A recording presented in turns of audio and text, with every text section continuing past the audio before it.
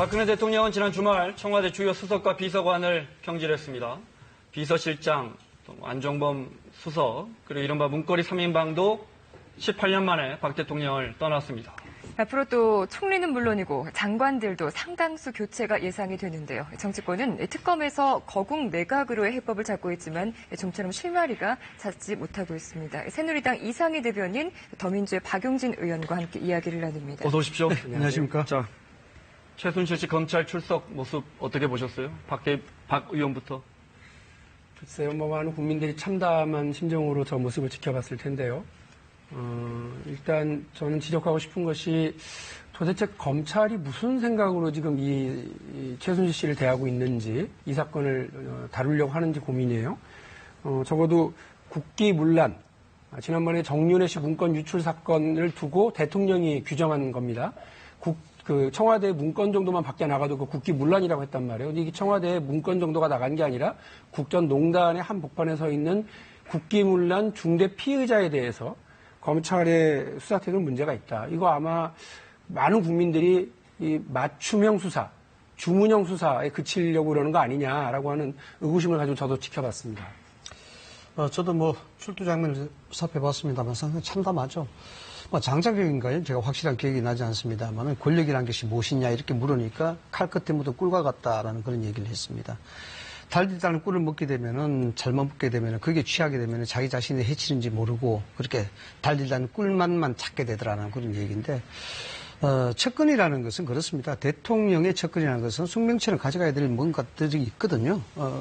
그것들이 뭐냐 그러면 청와대에 근무하든 근무하지 않든 대통령의 측근이라 그러면 스스로를 버릴 줄 알아야 됩니다. 로켓가 우주로 위에 날아갈 때는 수많은 연료가 필요하지 않습니까? 그 연료통은 대기권 밖에서는 버리게 되어 있습니다. 버리게 되어 있는데 그것이 측근의 운명이라고 봐야 됩니다. 그것이 지켜지지 않았기 때문에 오늘 같은 그런 사태가 있었지 않나라는 그런 생각이 좀 듭니다. 이것도 좀 여쭤보고 싶습니다. 주말 전국에서 일어난 촛불 시위 어떻게 보셨습니까? 물론 과거처럼 수십만 명이 운집하지 않았지만 한 번도 집회에 나가보지 않은 일반 시민들이 많이 참석했다고 하고 이른바 대목군이라고 합니까? 그런 운동권 말고 많은 시민들이 특히 다양한 계층 10대부터 60대까지 거리를 메웠거든요. 이 현상 어떻게 보십니까? 이 대변인 먼저. 네, 이번 시위는 좀 다른 양상을 좀 띄었죠. 숫자는 관계없습니다만은 예전에 우리가 봤던 광우병 사태와는 조금 다른 면을 좀 보여줬습니다. 그에 대한 준법을 지키겠다는 시민의식들이 좀 있었고요. 여기에 또 대하는 경찰의 태도도 뭔가 모르게 시위를 보호한 듯한 그런 태도를 보였습니다. 이런 것들이 광우병 사태에서 우리가 얻었던 그런 교훈적인 그런 부분들이다 생각이 들었습니다. 그래서 국민들 입장이야 참담하죠. 굉장히 답답하고 뭔가 분출할 수 있는 그런 자리가 필요하고 또 그러한 요소들이 필요한데 그런 것들이 바로 그러한 자리에서 이야기를 함으로써 또 다른 분출할 수 있는 그런 계기가 됐었지 않나 생각합니다. 일각에서는 숫자가 몇만이 모였느냐 너무 상대적으로 적었던 거 아니냐 이렇게 지적하는 사람도 있습니다만 제가 느끼기에는 온 나라가 청계광장이었고 온 국민이 마음에서는 다 촛불을 들었다고 생각을 해요. 저도 아이 둘 데리고 온 가족이 나가서 저기를 지켜봤는데 그 앵커께서 말씀하신 것처럼 현장에서 재밌는 상황이 뭐냐면요. 그 집회 이제 지휘부가 어쨌든 그 연단이 있었을 거 아니에요. 근데 그래서 뭐라고 얘기를 하니까 지겨워하는 거예요. 네. 이미 우리 국민들이 다 신문 방송 등을 통해서 언론을 통해서 다 사태를 다 알고 있고 스스로 다 찾아봤고 이거를 다시 이른바 운동권 사투리로 반복하는 것을 이제 보고 싶어서 온 게 아니라 분노를 함께 표출하고 싶어서 왔어요. 그런데 자꾸 시간을 지체하니까 저쪽 구석에서부터 자발적으로 행진해 이렇게 영어를 외치기 시작하더라고요. 그러니까 이것만 중단하고 대로 말고 그냥 뻔한 이른바 그런 레파토리 하지 말고 빨리 국민과 함께 서로 들어가자라고 하는 것이 요구가 되더라고요. 그야말로 자발적인 국민들의 참여였기 때문에 모인 숫자가 2만이든 20만이든 온 나라가 청계광장이었다는 생각으로 정권이 이 사태에 대해서 대통령이 이 상황에 대해서 아주 제대로 직시해야 된다는 생각입니다. 네, 알겠습니다. 이런 가운데 오늘 정세균 국회의장과 여야 3당 원내대표가 전국 정상화를 위한 회동을 했는데 제대로 열어보지도 못한 채 5분 만에 파행이 됐습니다. 화면을 보시겠습니다. 오늘 오전 국회의장과 3당 원내대표 회동 당시의 모습입니다. 굳은 표정으로 새누리당 정진석 원내대표가 들어오고 있습니다. 들어올 때부터 표정이 무거웠습니다. 정세균 의장이 함께 서자고 제안을 하는데 정진석 대표가 거절을 했습니다.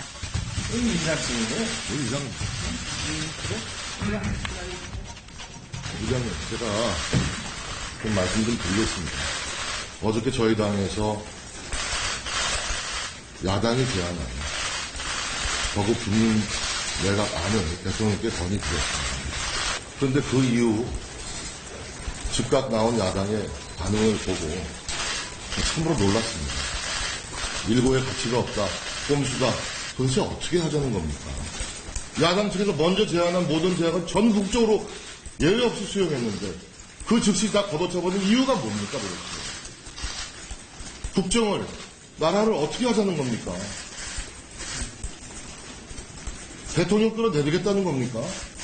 하야 정국으로, 탄핵 정국으로 만들어야 되겠다는 겁니까? 저는 더 이상 여기서 내가 얘기할 수 없습니다.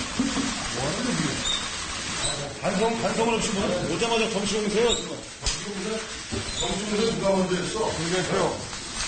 홍대표 이리 와. 이거 다 수용했으니까 밥을 주시죠, 밥을. 수용해야 됩니다. 더 이상 받아들일 내용도, 제안할 내용도 없습니다, 이제. 회동 파행에 대한 야당 원내대표들 반응입니다. 거국 내각을 왜 하려고 했다는 식으로 얘기를 해야 될 거 아니야. 지금 저런 태도로 무슨 이 상황을 수습해요? 그래서 안에서 아무 갈등을 풀어가야 할 자, 박 의원께 물어볼게요. 예. 원내대표가 일단 들어보겠습니다. 갈등을 조장해가는 것은 바람직스럽지 못하다 하는데 의견을 같이 했습니다. 이거 먼저 여쭤봐야겠습니다, 박 의원께. 처음에 원내대표가 네. 전할 때는 저 정도인지 몰랐어요. 네. 정진석 원내대표 태도가. 근데 지금 저 화면으로 보니까 화가 막 저도 고통을 끄고 터뜨리고 오르는 자, 네, 여쭤볼게요. 그렇습니다. 특검도 그렇고요. 이른바 거국 내각도 그렇고요. 예. 더민주가 먼저 제안했고 새누리당이 고민하다 받아줬습니다. 예. 그리고 그 다음날 보도 보면 더민주가 안 하자는 거예요. 해명을 좀 해보시죠. 아니 일단 그 말씀부터요. 네. 그러니까 저는 저 정진석 원내대표의 저런 태도, 저 자리가 어떤 자리입니까? 국회의장이 아무리 청와대와 정부가 제대로 정신 못 차리고 간다 하더라도 국회는 제 할 일 합시다라고 하기 위해서 국민들 앞에서 그 책임감 있는 그 이제 원내 3대표가 새 대표가 네. 모이는 자리 아니에요. 네. 근데 저기서 저런 태도 보이는 거예요? 전 아직도 정신 못 차렸다 이런 생각이 네. 들고요. 지금 야당 대표에게 저렇게 큰 소리 치는 거에 반에 반이라도 청와대에 대고 한 번이라도 큰 소리 쳐본 적 있어요? 네. 근데 왜 저렇게 하는지 저는 잘 이해가 안 되고요. 네. 국민은 안중에도 없구나. 저러니 그것이 특검이든 아니면 그것이 무슨 거국 중립 내각이든 간에 야당과 국민이 저것이 꼼수라고 생각을 하지 저것이 그야말로 석고되지 않은 여당의 태도라고 받아들이겠습니까? 네, 여당의 입장은 더민주가 요구해서 받아줬는데 왜 또 이제 와서 안 된다고 하느냐 답답하다는 거 아닙니까? 뭐 박 의원께서 이야기를 하셨습니다만 글쎄요 뭐 이유 없는 화가 있겠습니까? 이 부분에 대해서 국민의 참담 심정을 대변하고 이 사건을 빨리 해결해야 됐다는 것이 정치국가 가지는 공통적인 약속 아니겠습니까? 이렇습니다. 특검을 하자고 했더니 특검을 하지 말자 그러고 거국 내각 구성하자고 해서 받아들였더니 거국 내각 하지 말자 뭐 이런 얘기거든요. 거국 중립 내각도 마찬가지입니다. 지난 10월 26일이었습니다. 문재인 대표 긴급 성명 발표했습니다. 그 긴급 성명 내용이 이래요. 대통령이 아무리 권위 있고 대통령이 아무 권위 없는 신문 대통령이 될까 우려스럽다. 여기에서 당적 거부리고 국회 협의해서 중립 내각을 구성하십시오라고 요구를 했습니다. 여기에는 문재인 대표뿐만 아니라 박원순 시장도 그랬고 안철수 대표도 거의 중립 내각에 대한 얘기를 했었습니다. 네. 여기에 대해서 받아들이겠다고 이야기했는 것이고 그다음 두 번째로 특검도 마찬가지였습니다. 25일 날 박근혜 대통령이 사과한 후에 바로 특검에 대한 요청을 했었습니다. 민주당에서 요청을 했고 여기에 대해서 26일 날에 새누리당이 특검을 수용을 했습니다. 그리고 수용하자마자 다시 일반 특검이나 상설 특검이라고 같이 넘겨가는 겁니다. 이게 왜 중요하면요. 지금 이 사태에 대해서 국민들이 다들 불안하고 있습니다. 그리고 이게 빨리 해결돼야 됐다는 건 국민적 의식이 네. 다 똑같아요. 그래서 빨리 해결하기 위해서는 빨리 해결할 수 있는 정치권의 총리가 빨리 모여져야 되는데 여기에 대해서 특검은 특검 단위대로 받아주고 그다음 중립 의견대로 이렇게 수용할 수 있는 그런 태도가 아직 안 돼 있다는 것입니다. 국민들께서는 상설 특검과 일반 별도 특검이 어떻게 다른지 잘 네. 모르시니까 설명 간단하게 드리면요. 네. 상설 특검은 대통령이 특별검사를 임명하게 되어 있습니다. 네. 지휘도 그리고 수사에서 빠지는 것도 대통령입니다. 그리고 상설 특검의 경우는 60일입니다. 60일 정도 수사할 수 있고요. 네. 더 해봐 대통령이 허락하면 네. 30일 더 하는 겁니다. 그리고 5명 이내 검사 파견입니다. 지금 특별수사본부가요, 20명입니다, 이제 검사가. 네. 그러니까 4분의 1도 안 되는 숫자로 60일 정도의 기간 동안 대통령을 수사에서 제외한 채로 대통령의 지휘를 받아서 수사를 하는 네. 상황은 비상 상황인데 이렇게 한가하고 태평스러운 특검이 되겠느냐라고 하는 게 야당과 국민의 그 이제 질문인데 거기에 네. 대해서 언제 저희가 특검하지 말자고 그랬습니까? 네. 지금 여당이 상황을 너무 안이하게 보고 덮으려고만 하고요. 네. 쟁점을 흐르려고만 하고 있기 때문에 네. 국민적 질산의 대상이 되고 있는 거예요. 이런 건 어떨까요? 말씀하신 것처럼 이제 지금 특검법은 상설 특검법은 만들어져 있습니다. 절차상 쉽기 때문에 여당이 하자고 하는데 문제가 있는 게 이제 여와 야가 예를 들어 특별검사 후보를 한 명씩 올릴 경우에 대통령이 고르게 돼 있단 말이죠. 이런 부분에 대해서 이제 국민과 야당이 납득하기는 쉽지 않을 거란 말이죠. 만약에요, 여러 가지 안이 있을 수 있거든요. 만약에 한 명으로 합의 추대하면 박 대통령이 지금 여건에서 거부하기는 어려울 것 같단 말이죠. 일사천리로 반나절이면 특검법은 만들 수 있습니다. 그게 뭐 어려워서가 아니에요. 대통령이 소추 대상은 아닙니다만 대통령이 수사 대상이 될 수밖에 없는 상황인 거 아닌가요? 근데 이거를 비껴가려고 지금 그러고만 있습니다. 그리고 지금 수사 역량도 20명, 30명 이렇게 더 늘려야 되는 상황이기 때문에 네. 지금 빠른 시간 내에 진상규명하고 책임자를 처벌하기 위해서는 지금 한가하게 상설특검을 가지고 설 수 있다고 생각하는 여당의 인식이 이 사태를 빨리 해결하고 국민적 의혹을 해소하는데 걸림돌이 되고 있습니다. 네, 알겠습니다. 상설 특검이든지 일반 특검이든지 국민들의 의혹을 어떻게 해소하느냐에 달려있지 않겠습니까? 그렇습니다. 이 상설 특검이라는 부분은 아시다시피 2014년도에 이미 제도가 됐습니다. 그것도 야당의 발의로 제된 만들어진 법이거든요. 단 한 번도 적용이 되지 않았습니다. 물론 적용이 되고 안 되고의 문제가 아니고 지금 이 상황은 이렇습니다. 일반 특검을 하든지 상설 특검을 하든지 여기에 대한 국민의 의혹이 이걸 빨리 명명백백하게 해결해야 된다는 것이 대전제가 있습니다. 그렇다 그러면은 지금 이 상황에서 특검의 추천권 그 자체가 이 사건의 본질을 훼손할 수 있을까? 없다는 것입니다. 만약에 어떤 특검으로 가든지 간에 이 사건에 대해서 본질과는 다른 왜곡시킨다든가 또는 이 사건에 대해서 회피하는 어떤 검찰의 의도가 있다. 그런 사실이 있다 그러면은 아마 국민들의 여론이 더 이상 용납하지 않을 겁니다. 그만큼 국민적 여론이 집중된 사건인 만큼 여기에서 제도적으로 상설 특검이 맞다, 일반 특검이 맞다 이 논의 자체가 네. 정책으로 심화시키는 어떤 정략적 태도라는 것입니다. 자, 이제부터는 지금의 난국을 어떻게 타개해 나갈 것인지 그 해법을 좀 모색을 해보겠습니다. 먼저 청와대가 좀 서둘러서 인적 쇄신을 단행했습니다. 이른바 문고리 3인방으로 부르는 최측근, 수족을 잘라냈다고 볼 수 있겠는데요. 지금 화면 보시겠습니다만 정호성 전 부속비서관 제 왼쪽에 있죠. 그리고 이재만 전 총무비서관과 안봉근 전 국정홍보비서관의 사표가 수리가 됐고요. 또 뿐만 아니라 또 우병우 전 수석 그리고 안종범 전 수석의 사표까지 수리가 된 상황입니다. 이 부분은 어떻게 평가하십니까? 야당의 입장이요? 나갈 사람, 청와대 안에서 나갈 사람은 다 나갔습니까? 진지하게 나가야 될 사람이 이제서 나갔다는 거죠. 그러니까 만시지탄이라고 말이 딱 들어맞는데요. 2014년 정윤회 문건 유출 사건 때도 이미 이 3명이 문제였습니다. 사실은 그 이전에 여당에서 더 잘 아시겠습니다만 저 3명이 이른바 문고리 3인방이라고 낙인 찍히고 저 3명 때문에 국정농단이 있을 수 있다라고 하는 여러 우려가 야당이 아니라 여당에서 먼저 나왔었습니다.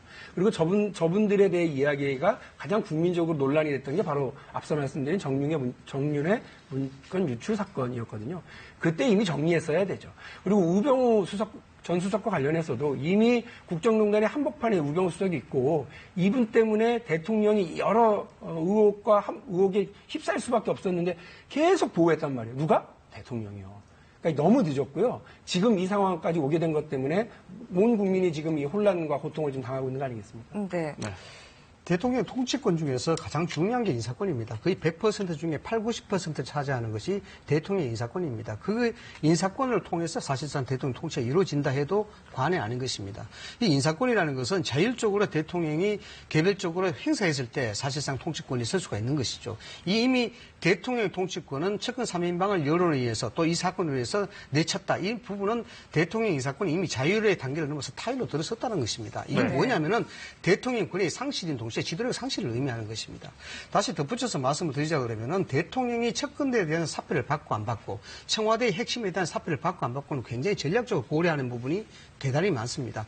어떤 상황이 터져서 사건이 전개됐을 때 사표가 틀림없이 받아야 되는 시점인데도 불구하고 그것을 좀 더 연장시키고 지연시키는 이유들이 있습니다. 사표를 받아야 될 시점 때문에 고려하는 것입니다. 다만 이번 이 최순실 사건 같은 경우에 우수석이라든가 안종범 수석에 대한 사표를 빨리 안 받았다는 전략적 실기는 틀림없이 있었을 것 같아요. 네. 그래서 이 부분들이 빨리 좀 처리됐으면 하는 건 안타까움이 있습니다만은 이런 측근 3인방에 대해서 사실상 대통령을 움직일 수 있는 손과 발이거든요. 귀와 눈이 될 수도 있는 그런 부분입니다. 이것을 좀 부정적 개념을 보면 여기서 뭐 측근 3인방이라고 이야기를 붙일 수가 있습니다만은 대통령 입장에서는 사실상 대통령의 측근들이거든요. 그래서 이런 사람들에 대해서 사표를 수리했다는 것은 그만큼 의지를 보인 것이다. 저는 그렇게 봅니다. 자, 아침 조간 보면 박 대통령의 통치 스타일, 통치 시스템이 붕괴됐다 이렇게 표현하던데 어찌됐든 결과적으로 이제 국정을 운영하는 방식을 좀 바꿔야 할 시점이고 바꿔야 합니다. 어떻게 바꿀까요?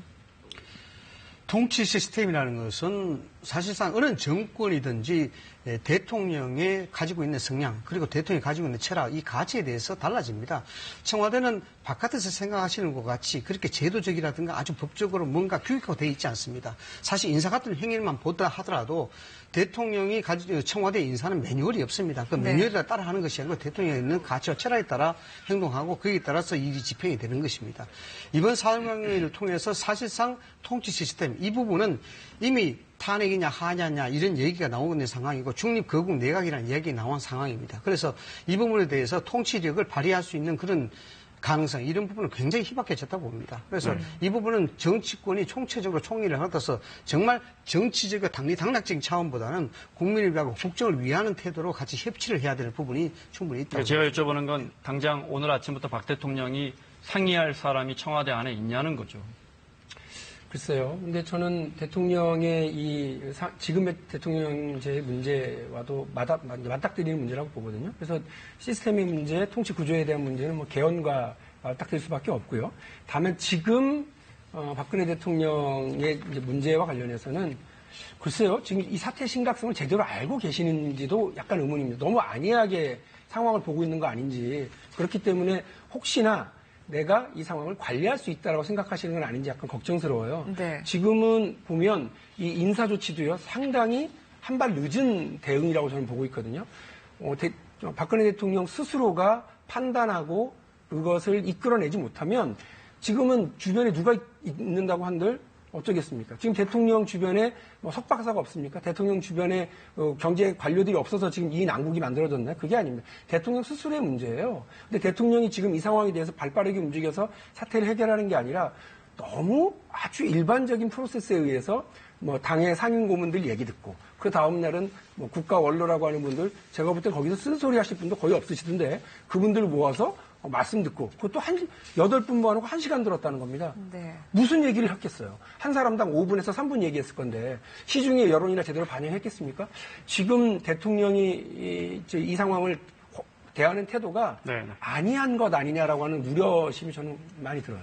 자, 급한 대로 일단 바꿀 사람 먼저 바꾼 모양새긴 한데 그래도 앞으로 좀 더 추가적인 쇄신이 있어야 한다는 목소리가 높습니다. 오늘 비박계 의원들을 중심으로 한 40여 명의 의원들이 모여서 이 사태를 해결하기 위해서는 지도부가 총사퇴해야 한다 이런 얘기까지 나왔습니다. 관련 화면 보시겠습니다. 국민들은 지금 현재의 당 지도부가 최순실 국정농단을 막지 못한 책임이 있지 않느냐. 현 지도부가 국민의 목소리를 담아낼 수 있는 지도부로 보기 어렵다. 현 지도부가 즉각 사퇴해야 된다. 새로운 모습으로 우리 당이 국정의 중심과 주도권을 가지고 이끌어 나갈 수 있도록 전면적인 쇄신이 이루어져야 된다. 오늘 자리에 유신 의원님들이 다 동의하시고. 자, 시간이 얼마 남지 않아서요. 청와대 쇄신 여쭤봤으니까 이제 여당, 새누리당의 쇄신을 좀 여쭤보고 그다음에 내각 교체로 넘어가겠습니다. 당 어떻게 바뀌어야 합니까? 지금 현재 인적 쇄신이라든가 계획을 한다는 목소리는 굉장히 높습니다. 또한 이 최순실 사건에 있어서 당이 책임이 없는 것은 아니죠. 분명히 공동적인 책임이 있다고 봅니다. 이런 측면에서 어떤 형태든지 변화가 있어야 되는 건 사실입니다. 지금 인적 쇄신에 대해서 부분은 서서히 변화가 보이고 있습니다. 일단 청와대에서는 인적 개편을 시작했던 상황이고 당에서도 앞서 말씀을 드린 대로 거국 중립 내각이라든가 이런 권력 통치 구조 시스템에 대한 변화를 지금 이야기하고 있습니다. 네. 다만 뭐 저도 대변인 입장에서 이 부분을 어떻게 딱 잘라서 말씀을 드릴 수는 없겠습니다만 문제는 그 시기가 문제가 아닌가 이렇게 생각이 됩니다. 또 이번 기회를 통해서 새누리당이 거듭날 수 있는 계기가 될 수 있다 이렇게 보는데 다만 중요한 것은 지금의 개혁이 가장 필요한 시점이고 그 개혁을 어떻게 하였냐, 개혁을 어떻게 해내냐에 따라서 지지층을 다시 한번 유입시킬 수 있는 아주 절대적인 관건이 지금 이 시기가 아닌가. 이정현 대표는 뭐 어려울 때 그 포기하는 것은 가장 쉬운 방법이다라고 하면서 사실상 그 지도부 사퇴를 거부하고 있는 것 아닌가요? 사실상 거부라고는 좀 볼 수가 없고요. 뭐냐 그러면은 지금 이 상황에서 과연 시기적으로 이것이 당이 완전한 인적 개편을 하는 것이 지금 이 수습을 할 수 있는 가장 적절한 방법인가에 대해서 고민을 하고 있는 것입니다. 제가 아는 바로는 이정현 대표가 뭐 자리에 연연하고 이런 사람은 아닙니다. 또 여기에 대해서 국민적 부흥에 대해서 뭔가 여기에 대해서 인적 쇄신을 하지 말아야 되겠다, 해야 되겠다 이런 그런 것이 아닙니다. 단 한 가지 국민적으로 당이 변해라고 하는 목소리에 대해서 진실된 목소리를 하나는 가지고 있습니다. 그렇기 때문에 시기와 그 방법 이런 것들이 점차적으로 연구가 되고 또 이제 그 논의가 돼가는 시점이 네. 아닌가 이렇게 보는 겁니다. 오늘 아침에 더불어민주당 의총에서는 지금 새누리당의 저런 지도부 교체 목소리에 상당히 경계하는 이런 얘기들이 많이 나왔어요. 이게 무슨 말이냐면 여권을 구성하고 있는 삼두마차는 당정청 아니겠습니까? 그중에 정부와 청와대는 거의 혼절 상태에 빠져 있는 거고요. 그 여당이 아까 정진석 원내대표가 보여줬던 약간은 오만불통의 그런 자세에서 또 다르게 이른바 비주류, 이른바 비박이라고 칭하는 이런 의원들은 당을 쇄신시키겠다라고 하는 의지를 표출시키는 거거든요. 뜻밖으로 이 여당의 새누리당의 황골탈퇴가 전국의 분수령이 될 수도 있겠구나. 네. 야당이 주도하고 야당에게 유리한 줄 알았는데 그게 아니라 오히려 이 전국 쇄신의 새로운 물꼬를 새누리당이 하겠구나. 2012년에 내곡동 문제 터졌을 때요. 그리고 2012년에 그 서울시장 선거에서 야당이 이겼을 때 주도권을 야당이 가져오는 줄 알았더니 이게 무슨 소리야? 갑자기 홍준표 지도부 몰아내면서 이른바 박근혜 비대위를 세워내는 그걸로 당 이름도 한나라당에서 새누리당 바꾸고 네. 이런 모습을 보였던 것이 주도권을 뺏겼단 다시 말이죠. 반복되는 게 아닐까라고 하는 네. 경계와 두려움 속에서 야당이 정신 바짝 차려야 된다는 얘기가 있었습니다. 네, 자, 내가 여쭤볼게요. 어디까지 장관을 교체해야 국민들이 수긍할까요? 저는 사실은 박영부터. 뭐 전면 개각해야 된다고 생각을 하고요. 네. 전면 개각의 이제 가장 전제는 뭐냐면 대통령이 통치 기능 사실상 상실한 상태라고 봅니다. 그래서 지금 대통령 가능하면 자신의 역할을 최소화시켜내고요. 국민들이 이렇게 신뢰할 수 있는, 그래서 여야가 합의할 수 있는. 다만 이 전제는 뭐냐면 진상 규명과 책임자 처벌 그리고 제대로 된 특검이 진행되는 것을 전제로 해서 대통령은 역할을 최소화하고 이른바 거국 중립 내각이든 뭐든 간에 국민이 믿을 수 있는 그런 내각을 구성하는 게 중요합니다. 지금 내각이 자기 이름을 상실했다고 하는 건 분명하거든요. 이 대변인께 그럼 이렇게 네. 여쭤볼게요. 우선순위가 어떻게 됩니까? 교체에 대한 우선순위죠. 네. 저는 뭐 개인적인 생각은 이렇습니다. 이 거국 중립 내각이라는 것이 먼저 하나 따져봐야 될 부분이 있습니다. 이게 사실 위헌적 소지가 있는 겁니다. 지금 상황이 굉장히 정치적으로 특수한 상황이기 때문에 거국 중립 내각이 이야기가 나오는 것입니다. 왜냐 그러면은 대한민국은 대통령 제하에서 이루어지는 헌법 체계를 가지고 있습니다. 다시 이야기하자 그러면은 내각을 우선 구성하려 그러면은 실질적으로 총리가 가지고 있는 강요의 임명 제청권이 있습니다. 그것이 헌법 제98조, 93, 98조에 다 명명이 되어 있는 부분이거든요. 그런데 이걸 하려 그러면은 실질적으로 위헌적 소지를 없애려 그러면 책임 네. 총리를 먼저 하고 난 다음에 내각을 해야 되는 게 순서입니다. 네. 다만 이것이 지금 특수한 상황이다 보니까 대통령이라든가 여야가 협의해서 바로 이거 내각 구성하자 이러는 것인데요. 내각을 바꾼다면 어디까지 바꿔야 할 것 같습니까? 지금 상황에서는 내각을 바꾼다 그러면은 일단 문제가 될 수 있는 그런 소위 말해서 중립성과 객관성 보장할 수 있는 K재단과 미래재단을 이야기할 수 있는 그런 문체부라든가 이런 것들은 어느 정도 개각의 필요성이 있다고 보는 것이죠. 네. 그러나 앞서 말씀을 드렸다시피 중립 내각 전제로 해서 네. 전면 교체를 해서 이 내각을 먼저 이야기해서 교체를 이야기해서는 안 된다라는 말씀을 좀 지금 뭐 본인이 원하는지 원하지 않는지는 조금 말씀을 아끼고들 계시지만 그 총리 후보로 거론되는 분들이 계시잖아요. 여기에 대해서는 입장차가 어떤가요? 야당 입장에서는 뭐 떡 줄 사람 생각도 안 하는데 김치 국물 너무 많이 마시는 거 아니냐.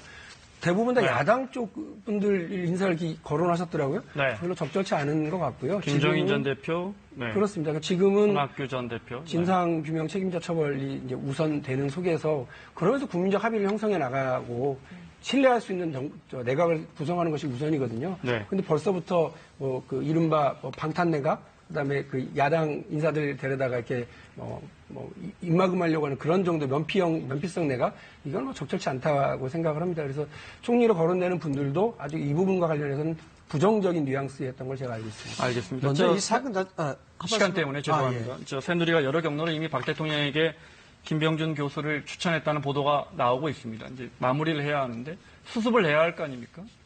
어떤 방식으로 수습을 하는 게 첫 단추일까요?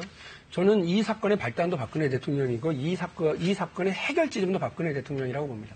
그런데 박근혜 대통령이 지난 25일 날 이른바 오히려 화를 길러놓은 그 사과 기자회견 때문에 일이 더 커졌던 거 아니겠습니까?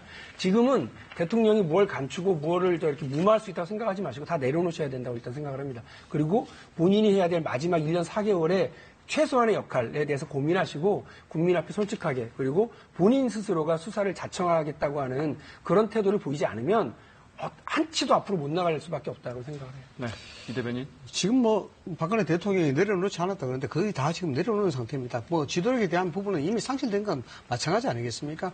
방금 말씀하셨는데 야당 인사들이 책임 총리의 후보감을 거론되고 있다 그러는데 지금 여야가 따질 때가 아니죠. 이 국정에 대한 혼란 이 부분을 최소화시키고 빨리 국정 안정시키는 한데 그 방점이 있는 것입니다. 만약에 책임 총리 지금 거국 중립 내각을 이야기하는데 책임 총리 후보로 여당 인사를 이야기하게 되면 또 어떤 반응이 나올까요? 그렇기 때문에 야당 인사들을 주로 이야기할 수밖에 없고 여기에 객관성과 중립성을 가진 사람들이 주로 추천될 수밖에 없는 네. 그런 상황이 아닌가 생각이 됩니다. 알겠습니다. 아쉽지만 여기까지 듣겠습니다. 이상희 새누리당 대변인 그리고 더민주의 박용진 의원이었습니다. 고맙습니다. 잘 들었습니다.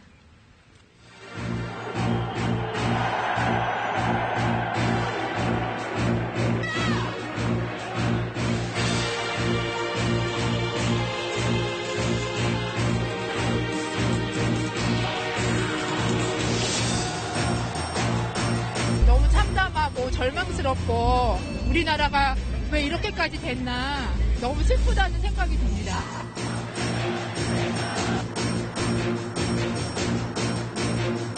최순실과 그 뒤 배후에 있는 세력들 그리고 우리나라 대통령도 반드시 그 책임을 물어야 된다고 생각하고